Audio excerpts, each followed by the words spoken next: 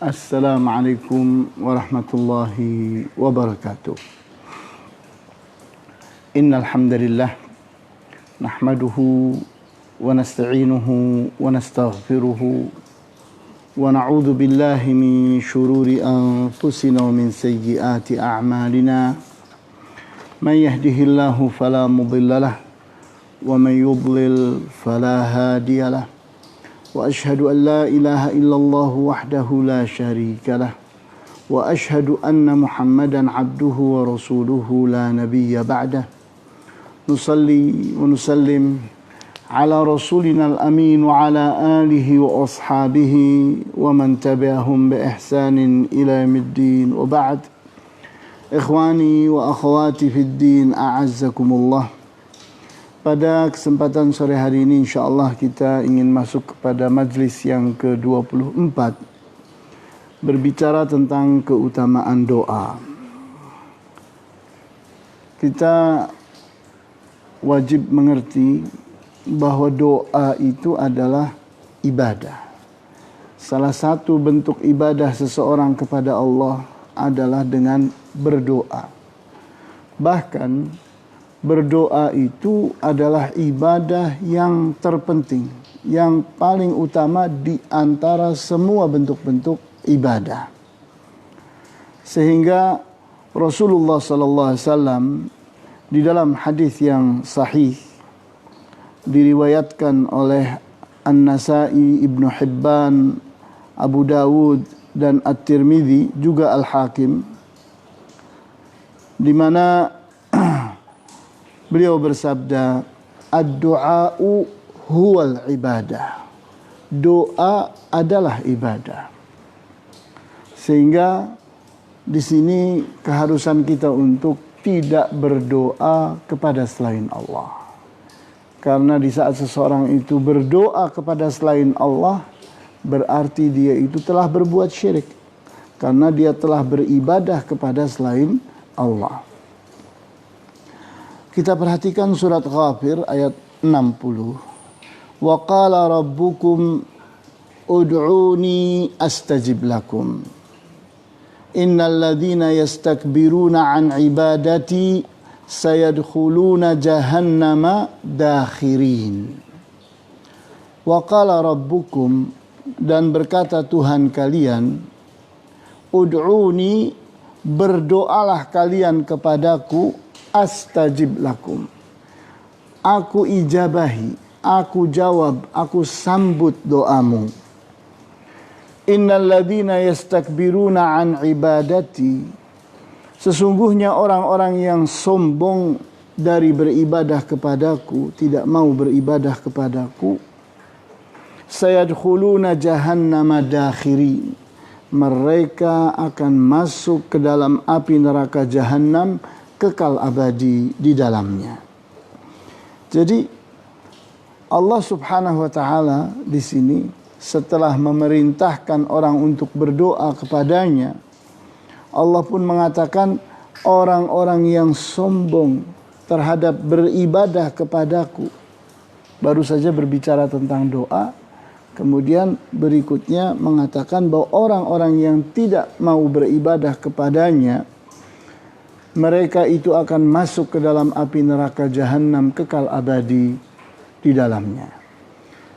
Sehingga terpahami dengan baik pada ayat ini bahwa doa itu adalah ibadah. Allah perintahkan orang untuk berdoa, kemudian Allah menyebutkan barang siapa yang tidak mau berdoa akan dimasukkannya ke dalam api neraka Jahannam. Akan semakin teryakini di saat seseorang memperhatikan sholat. Sholat itu adalah ibadah yang paling mulia. Dan kita perhatikan kenapa dia itu dinamakan sholat. Sholat itu artinya doa. Kita perhatikan apa yang kita lakukan pada saat sholat. Yang terbanyak kita lakukan pada saat sholat adalah berdoa. Kemudian Allah Subhanahu wa taala pada surat Ghafir ayat 60 ini memerintahkan umat manusia untuk berdoa kepadanya. Dan Allah berjanji akan mengijabahi doa para hambanya. Kemudian kita perhatikan bahwa beribadah dengan cara berdoa adalah ibadah yang paling agung. Karena Rasulullah SAW dalam hadis yang tadi kita sebutkan, beliau mengatakan ad-du'a'u huwal ibadah. Doa adalah ibadah. Ini serupa dengan hadis yang sahih diriwayatkan oleh Al-Humaidi, Abu Dawud, Ibnu Majah, At-Tirmidzi dan Ibnu Khuzaimah, dan dinilai sahih oleh Syekh Al-Albani rahimahullah. Hadis ini mengatakan al-hajju Arafah. Haji itu adalah Arafah. Jadi kita melihat kenapa kok haji hanya Arafah. Ini menunjukkan bahwa Rasulullah SAW sedang mengagungkan wukuf di Arafah. Amalan wukuf di Arafah itu menjadi amalan yang terpenting di antara amalan-amalan haji. Sehingga beliau mengatakannya bahwa al-hajju Arafah. Haji adalah Arafah. Hal yang serupa terjadi pada sabda beliau, ad-du'a'u huwal ibadah. Doa adalah ibadah. Menunjukkan bahwa doa itu adalah bagian terpenting dari amalan-amalan ibadah. Kemudian kita perhatikan bahwa orang yang ingin berdoa hendaknya memperhatikan hal-hal yang menyebabkan doanya itu semakin didengar oleh Allah. Semakin memiliki harapan untuk mendapatkan ijabah dari Allah Subhanahu wa taala.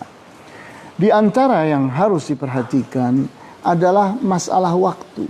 Kapan berdoa yang tepat, yang akan membuat doa itu semakin didengar oleh Allah Subhanahu wa taala. Maka kita dapatkan di antaranya adalah berdoa di bulan Ramadan. Lebih lagi berdoa pada 10 hari terakhir bulan Ramadan yang kita berada padanya sekarang. Lebih lagi di saat kita ternyata menepati doa kita di malam Lailatul Qadar. Maka semakin harapannya untuk diijabahi oleh Allah, disambut oleh Allah, itu semakin besar. Dan masih banyak waktu-waktu yang lain yang akan menyebabkan doa kita diterima oleh Allah, yaitu diantaranya pada sepertiga malam terakhir. Sehingga di malam Lailatul Qadar diantaranya kita letakkan amalan kita berdoa lebih banyak pada sepertiga malam terakhir. Kemudian di saat orang itu memperhatikan selain waktu untuk memandang mana doa yang akan lebih diijabahi oleh Allah, maka jawabnya pada waktu sholat. Berdoa pada saat sholat itu lebih memiliki harapan untuk diijabahi. Maksudnya di dalam sholat. Di antaranya pada saat sujud kita berdoa. Pada saat ruku kita berdoa. Ini salah satu contoh di antara amalan yang menyebabkan doa itu semakin diijabahi adalah sholat. Tapi amalan-amalan yang lain juga banyak. Nah, di antaranya di saat kita melakukan umroh, melakukan haji dan seterusnya. Atau di saat seseorang sedang berpuasa dia berdoa, maka semakin diijabahi. Kemudian berikutnya lagi, di antara cara supaya doa kita itu semakin diijabahi oleh Allah adalah dengan mengulang-ulangnya dan tidak bosan-bosan. Seseorang berdoa, mengulang doanya itu berkali-kali dan terus-menerus diulang-ulangnya, itu adalah sesuatu yang punya pengaruh kuat. Karena Allah Subhanahu wa taala akan memperhatikan orang yang melakukan ilhah. Ilhah itu artinya meminta dengan terus-menerus. Kemudian kita memperhatikan surat Al-Baqarah ayat 186.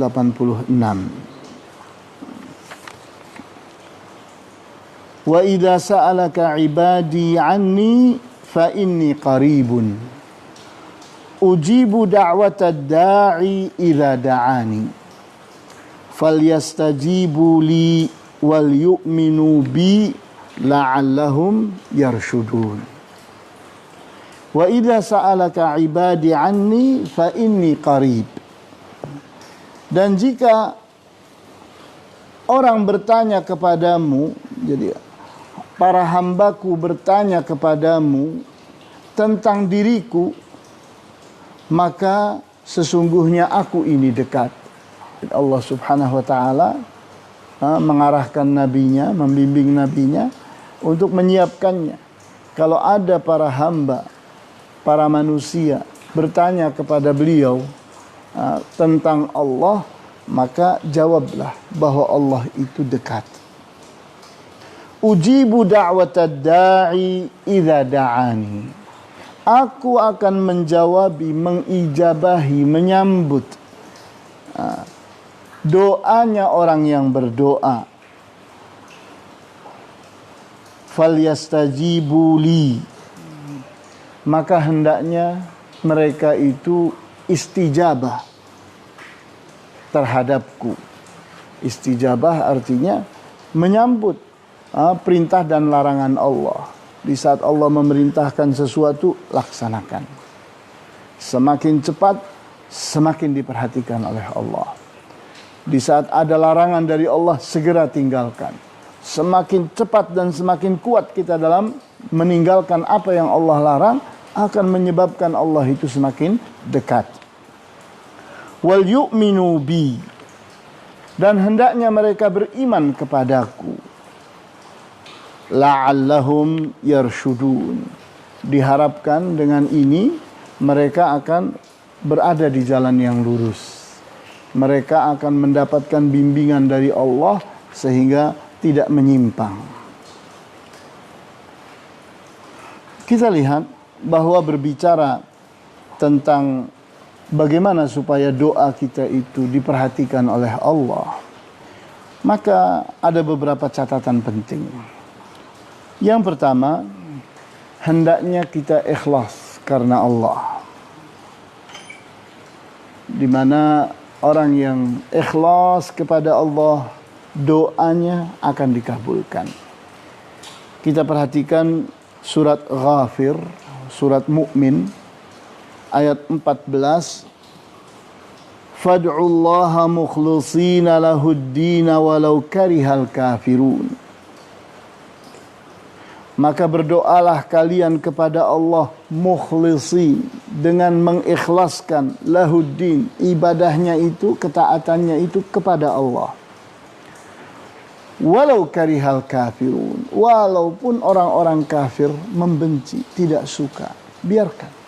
Jangan terpengaruh kita oleh kebencian mereka. Kita terus beribadah kepada Allah, kita berdoa kepada Allah. Karena kita ini akan menjadi kuat di saat kita dibantu, di saat kita dekat dengan Allah. Sehingga kita lihat betapa pentingnya sikap tauhid, sikap ikhlas dalam mengangkat doa kita, supaya doa kita dikabulkan oleh Allah. Karena at-tauhid atau al-ikhlas itulah yang sangat-sangat dicintai oleh Allah. Kemudian hal yang kedua, catatan yang kedua, di saat seseorang itu ingin doanya dikabulkan oleh Allah, maka hendaknya saat berdoa dia dalam keadaan hadir, dalam keadaan sadar. Jangan sampai seseorang berdoa tidak mengerti apa yang dia baca. Seseorang berdoa, ternyata matanya kemana, pikirannya kemana, sehingga dia tidak memperhatikan bahwa dirinya sedang ada di hadapan Allah. Nah, di mana di saat seseorang itu ingin diterima doanya oleh Allah, perhatikan Allah. Yakini bahwa Allah itu ada di hadapannya, sedang mendengarnya. Kemudian berdoalah dengan apa yang dimengerti. Yakini bahwa kita itu sedang meminta sesuatu yang penting, sesuatu yang sangat dibutuhkan oleh kita. Maka di saat jiwa seseorang hadir, sadar pada saat dia berdoa, ini akan memperkuat diijabahinya doanya. Kemudian di antara penyebab diijabahinya doa adalah saat kita berdoa, kita menyebut-nyebut nama-nama Allah yang mulia. Kita lihat bahwa Allah Subhanahu wa taala memiliki banyak sekali nama-nama yang mulia. Di antaranya yang dianjurkan untuk kita menghafalkannya adalah 99 nama yang disebut dengan Al-Asmaul Husna. Nah, maka kita ingin apa? Panggil Allah dengan namanya yang mulia itu. Kita ingin kasih sayang, kita panggil Allah. Ya Rahman, Ya Rahim, Irhamni. Kita menginginkan apa? Menginginkan kekayaan. Ya Ghani, wahai Zat yang Maha Kaya, berilah kekayaan kepadaku. Kita ingin minta apa? Ingin sembuh. Ya Syafi. Kita menginginkan apa? Maka sebut nama Allah di antara nama-nama Allah yang mulia itu. Baru kita menyebutkan apa yang kita minta. Hal ini kita membaca pada surat Al-A'raf ayat 180. Walillahil asma'ul husna fad'uhu biha. Dan Allah itu memiliki nama-nama yang indah, maka panggillah dia. Berdoalah engkau dengan memanggil namanya yang indah itu.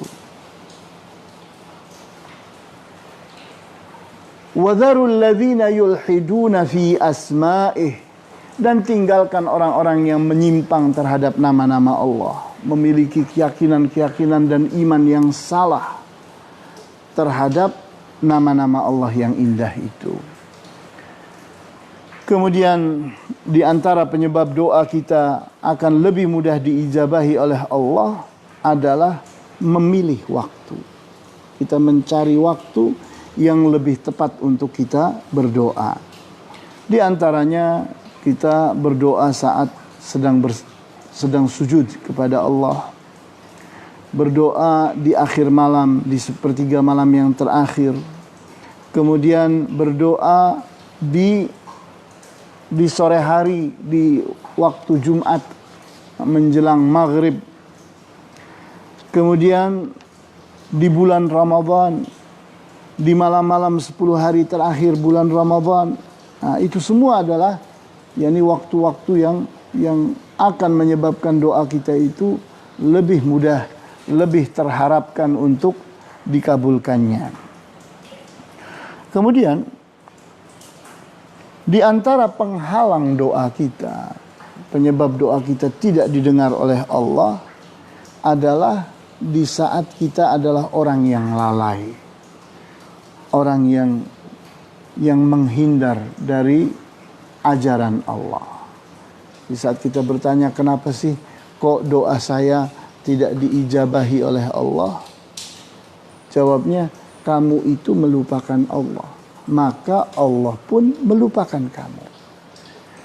Kamu itu tidak perhatian kepada Allah, maka Allah pun tidak perhatian kepadamu. Kamu tidak menganggap bahwa Allah itu maha mendengar, maha melihat, maha memperhatikanmu, sehingga engkau bertakwa kepadanya, menjalankan perintahnya, menjauhi larangannya. Di saat engkau tidak memperhatikan itu, maka Allah pun tidak memperhatikanmu. Sehingga di saat kita bertanya, apa sih yang menyebabkan doa saya kok tidak dikabulkan oleh Allah? Di antara faktor yang terbesar adalah ghaflah. Kita ini orang yang lalai terhadap Allah. I'rab, kita ini orang yang menghindar dari Allah, menghindar dari ajaran Allah. Kemudian hal yang paling berpengaruh juga terhadap tidak dikabulkannya doa adalah makan sesuatu yang haram. Sehingga kita lihat dalam hadis yang sangat terkenal sekali, di mana Rasulullah SAW menceritakan tentang seseorang yang telah berlama-lama safar, rambutnya berantakan, kemudian berdoa menengadahkan kedua tangannya kepada Allah, ya Rabb, ya Rabb. Akan tetapi makanannya haram, pakaiannya haram, minumannya haram. Dia selalu mengkonsumsi hal-hal yang haram. Kata Rasulullah, fa anna yustajabulah. Bagaimana doanya akan dikabulkan? Jadi kita lihat bahwa makanan, minuman, dan apa-apa yang kita konsumsi, apa-apa yang kita pakai, itu berpengaruh terhadap tubuh kita. Di saat kita itu adalah orang yang benar-benar memperhatikan halal, bertakwa kita tidak mau makan makanan yang haram, entah barangnya haram atau caranya haram. Kita tidak ingin meminum minuman yang haram, entah minuman itu haram atau cara mendapatkannya haram. Kita tidak ingin memakai pakaian yang haram, entah pakaian itu haram atau cara kita mendapatkannya haram. Kita hindarkan itu semua. Kita buang dari diri kita. Kita lebih mengutamakan sesuatu yang sederhana tapi halal. Nah, ini yang menyebabkan seseorang akan diperhatikan oleh Allah. Sehingga kita membaca dalam hadis yang sahih diriwayatkan oleh Muslim, di mana Rasulullah SAW bersabda, "Atib mat'amaka tujab da'watuka." Atib mat'amaka, perbaikilah makananmu. Di mana kita jangan makan sesuatu yang tidak baik, yang tidak halal. Tujab da'watuka, maka doamu akan diijabahi. Jadi ini salah satu langkah penting. Di saat seseorang berpikir, kenapa sih kok saya kalau doa tidak didengar oleh Allah? Perhatikan dirimu. Makanan yang engkau makan itu apa? Minuman yang engkau minum itu apa? Pakaian yang engkau pakai itu apa? Perhiasan yang engkau gunakan itu apa? Di saat ada sesuatu yang haram dari makanan, minuman, pakaian, dan perhiasan yang kita pakai itu haram, maka Allah akan menyepelekan. Tidak ingin mendengar karena menganggap diri kita ini tidak perhatian kepada Allah. Kita lihat seseorang yang ingin doanya itu diijabahi oleh Allah, maka jadikan diri ini adalah manusia yang benar-benar memperhatikan Allah dalam semua hal. Jangan suka berdusta, jangan suka melakukan tipu daya, jangan berlebih-lebihan terhadap dunia, mencintai dunia secara berlebih-lebihan. Kemudian kita suka kepada riba, suka kepada suap menyuap, korupsi. Kita adalah orang-orang yang tidak peduli cara dalam mendapatkan nafkah. Kemudian kita adalah orang yang senang mengkonsumsi barang-barang yang haram. Di antaranya adalah memakan sesuatu yang bangkai, yang tidak disembelih dengan nama Allah, atau memakan daging khinzir, daging babi misalnya, atau meminum arak, dan berbagai hal yang haram lainnya. Maka perhatikan itu semua. Sehingga kita ini akan menjadi orang yang layak doa kita diijabahi, disambut oleh Allah Subhanahu wa taala dan dikabulkan. Sehingga inilah pembahasan kita pada kesempatan sore hari ini, di mana kita membahas tentang keutamaan doa dan membahas tentang hal-hal yang berpengaruh terhadap doa kita. Inilah yang bisa dibahas. Wallahu ta'ala a'lamu bis-shawab. Walhamdulillahi rabbil alamin. Wa sallallahu ala asyrafil anbiya'i wal mursalin. wa ala alihi wa ashabihi ajma'in. Subhanakallahumma wa bihamdika asyhadu an la ilaha illa anta astaghfiruka wa atubu ilaik. Ada pertanyaan? Oh ya.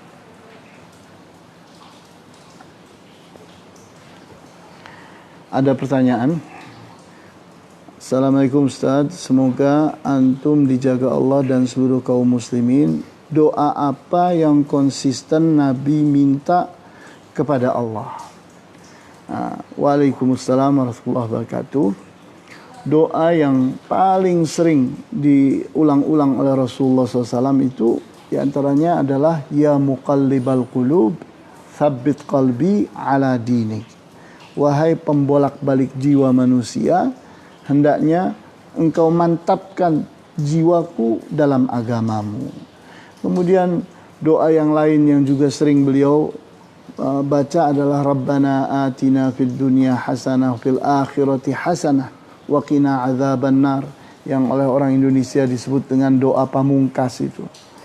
Sebetulnya banyak sekali doa-doa yang sering beliau ulang-ulang, tapi sebetulnya kita itu lebih mengutamakan apa sih yang paling mendesak bagi kita, yang paling kita butuhkan, maka itu yang kita kedepankan, yang kita utamakan. Begitu. Wallahu ta'ala a'lamu bis-shawab. Walhamdulillahi rabbil alamin. Wa sallallahu ala asyrafil anbiya'i wal mursalin wa ala alihi wa ashabihi ajma'in.